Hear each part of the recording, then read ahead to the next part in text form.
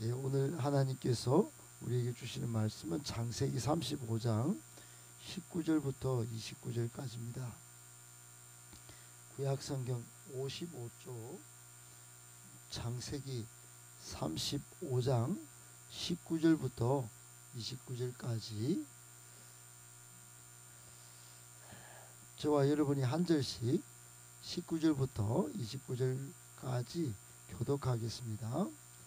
라헬이 죽음에 에브랏 곧 베들레헴 길에 장사되었고, 야곱이 라헬의 비를 세웠다.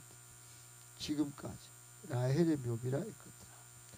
이스라엘이 다시 길을 떠나 에델 망대를 지나 장막을 쳤더라. 그 땅에 르우벤이 갔어. 그 아버지의 첩 빌하와 동침하여 이스라엘 이를 들었더라. 야곱의 아들은 12이라. 레아의 아들들은 야곱의 장자 르우벤과 그 다음 시므온과 레위와 유다와 이사갈과 스불론이요. 라헬, 요셉. 라헬의 여종 빌하의 아들들은 단과 납달리요. 실바야, 갓과 아스. 이들은 야곱의 아들들. 바탄 나라면서 그에게 낳았다. 야곱이 기럇 아르바의 마므레로 가서 그의 아버지 이삭에게 이르렀으니, 기럇 아르바는 곧 아브라함과 이삭이 거류하던 헤브론이더라. 이삭이 나이 180. 29절도 같이 있습니다. 이삭이 나이가 많고 늙어 기운이 다음에 죽어 자기 열조에게로 돌아가니 그의 아들 에서와 야곱이 그를 장사하였더라. 아멘. 할렐루야. 하나님께서 여러분 영혼에 또 삶에 복 주시고 풍성한 은혜 주시기를 예수님의 이름으로 축복합니다. 아멘. 오늘 본문 속에 우리를 향한 교훈의 말씀이 있습니다. 세 가지로 정리해서 받고 기도하고 또 하루를 힘차게 살겠습니다. 첫 번째, 성도는 마침내 하늘의 미랄로 죽는 죽음이어야 합니다. 성도는 마침내 하늘의 미랄로 죽는 죽음이어야 합니다. 여러분, 오늘 본문은 크게 세 가지로 부분으로 나눠져 있습니다. 짧은 본문이긴 한데 그 중대함이 참 큽니다. 첫 번째 부분은 베냐민 이스라엘 12지파 마지막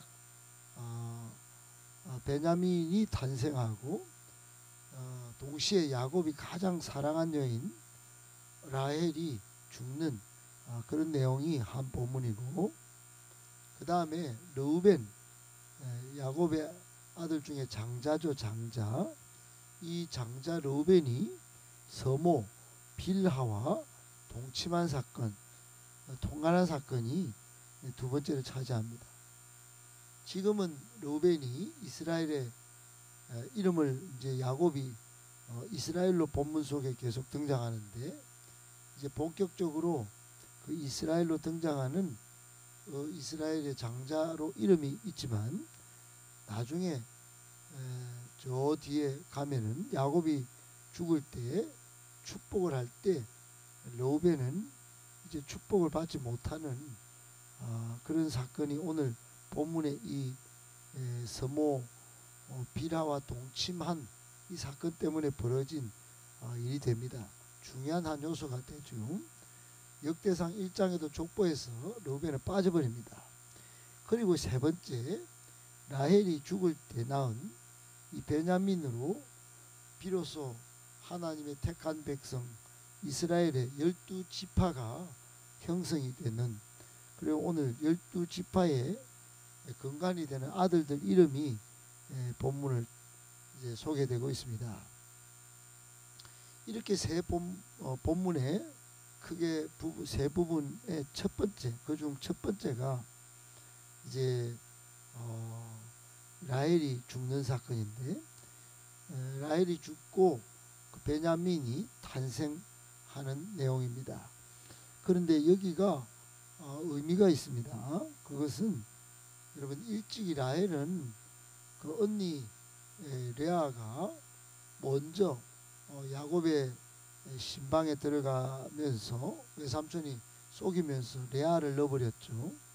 야곱은 라헬을 사랑했는데, 그래 라헬을 자기 부인으로 줄 알았는데 신방에 들어온 여인은 레아였어요.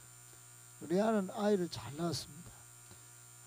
르우벤, 시므온, 레위, 유다 이렇게 쭉 낳았는데, 근데 라헬은 아기가 없는 거예요. 나중에 이제 11번째 아들을 요셉으로 낳았는데 한 명 낳고는 아기가 안 들어서요. 그래서 또 한 명의 아들을 낳고자 하는 열망이 있었습니다. 그러나 아이러니하게도 자신의 죽음을 통해 그 아들을 낳고자 하는 그 열망이 성취가 되는 것입니다. 자신의 죽음을 통해서. 그러니 여러분, 한 인생의 죽음과 새로운 생명의 탄생, 세상의 이치가 그러하다. 세상의 이치가 다 그렇지 않겠어요? 어떤 이는 죽고 어떤 이는 태어나고. 그러니까 이게 첫 번째 의미가 있다면, 그러나 또 다른 더 중요한 의미가 있습니다. 그것은 라헬이 그토록 염원하고 소망하던 둘째 아들 정작 품에 안았어요? 못 안았어요? 못 안았죠. 정작 품에 안아보지도 못하고 그렇게 자신은 죽습니다. 죽으면서 얼마나 슬펐든지 이름을 베노니로 지어요. 오늘 본문 앞에 나오는 내용입니다. 베노니, 이름의 뜻은 슬픔의 아들이라는 뜻이에요. 얼마나 슬펐을까요? 얼마나 마음이 애통했을까요?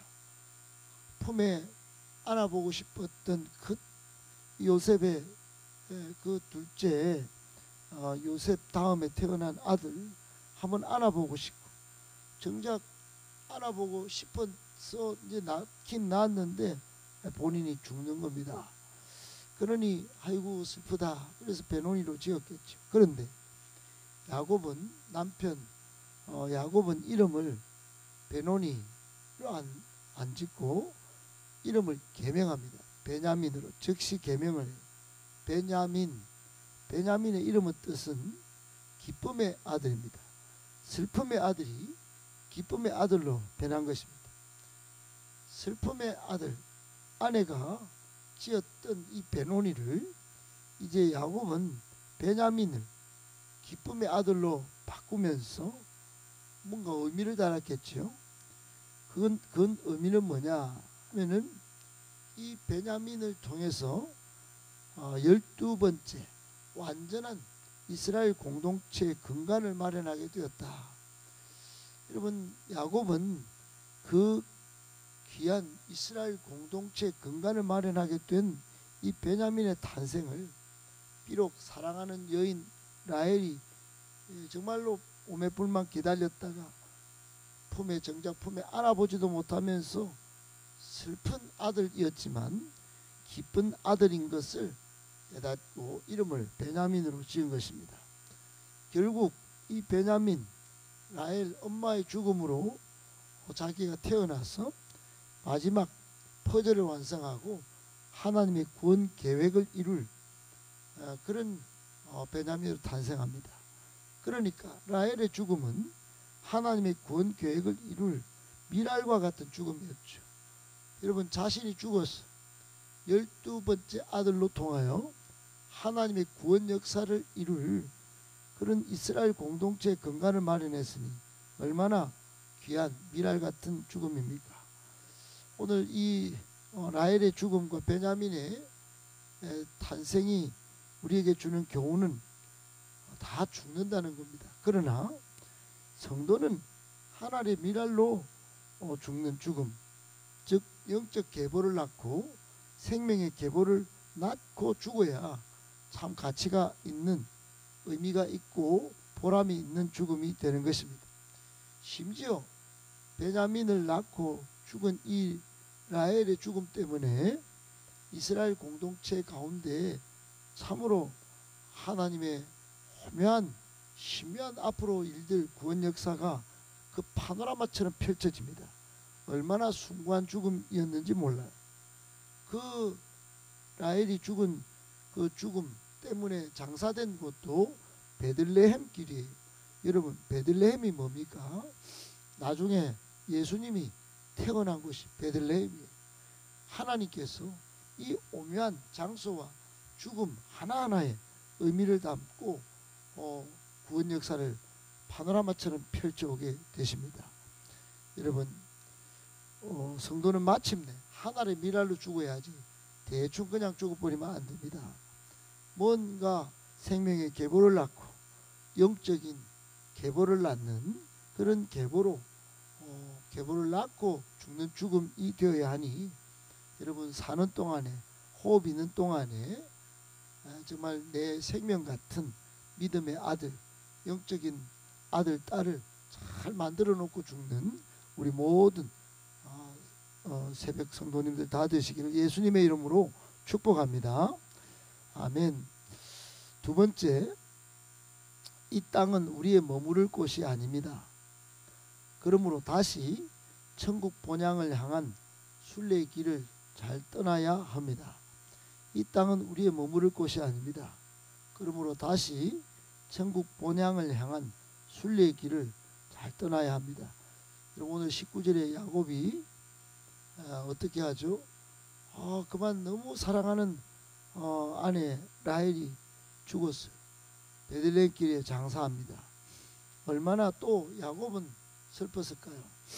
원래 야곱은 지금 가는 길이 있습니다. 지금 가는 최후 목적지는 아버지 이삭이 살고 있는 정말 고향, 본향 기럇 아르바의 마물에, 나중에 헤브론입니다. 헤브론. 그 헤브론으로 가는 중입니다. 그런데 사랑하는 아내 라헬이 죽은 거예요. 다리에 힘이 빠지지 않았을까요? 이거 진짜 가야 되는데 아내는 죽고 중도 포기하고 싶은 마음도 생겨났을지도 모르겠습니다. 그런데 21절에 보니까 참 신기한 단어가 등장합니다. 다시, 이스라엘이 다시 길을 떠난다. 다시 길을 떠나. 다시 길을 떠나는 겁니다. 여러분, 정말 아내가 이 죽은 이 자리, 아이고 조금 전에는 자기 딸이 참 수욕을 당한 그 사건 이후에 또 사랑한 아내도 죽네. 젊어서 죽은 겁니다. 아이를 낳았으니 여러분, 나이가 뭐 할머니가 된 게 아니에요. 그러니 얼마나 다리에 힘이 풀리고 마음이 상심한 마음이 들었겠습니까? 그러나 이스라엘이 변했어요. 야곱이 변했다 이 말입니다. 최후 목적지 그 아버지 이삭이 있는 기럇 아르바로 다시 길을 떠났습니다. 왜 그랬겠습니까? 내가 여기는 있을 곳이 아니다. 아내가 묻혔지만, 다리가 풀렸지만 다시 본향으로 다시 길을 떠나야지. 그래서 에델 망대를 지나서 장막을 치고 거기서 또 충격적인 사건을 겪습니다. 큰아들 르우벤이 이 서모 피라와 동침해서 이상한 짓을 한 겁니다. 여러분, 또 한 번 마음이 무너졌을 것입니다. 얼마나 충격이었을까요? 그걸 들었다 그랬습니다. 이스라엘이 들었어요. 그러니까 이거 듣고 얼마나 뿔도 나겠지만은 이 처절한 마음이 들었겠습니까? 아내는, 사랑하는 아내는 죽고 처번 큰아들하고 이거 이상한 이 일이 벌어지고, 여러분, 그리고는 어떡할까요? 그리고는 또 길을 떠납니다. 길을 저 밑에 여러분 26절에 보면은 바단 아람에서 쭉 가서 야곱이 27절에 기럇 아르바의 마므레로 갔다는 겁니다. 결국은 드디어, 정말로 드디어 귀환에 성공합니다. 이삭에게 이르렀다 그랬어요. 이삭이 거류하던 헤브론에 이르렀어요. 27절에 여러분, 야곱은 계속 길을 떠나 또 길을 지나 결국은 머무를 그 아버지가 있는 이삭의 땅에 도착했습니다. 계속 이동을 했습니다. 사건이 생기고 비통한 마음, 낙심의 사건, 그 아랑곳 없이 본향길을 계속 간 것입니다. 여러분, 우리에게 주는 교훈이 뭘까요? 우리도 사건이 많습니다. 뭐 사건 생기면 포기하고, 또 낙심할 상황이 많이 발생합니다. 그때마다 낙심해버리고 가야 할 목적지까지 안 가버리고, 그런 일들이 얼마나 많습니까? 그래서 하차하는 사람도 많아요.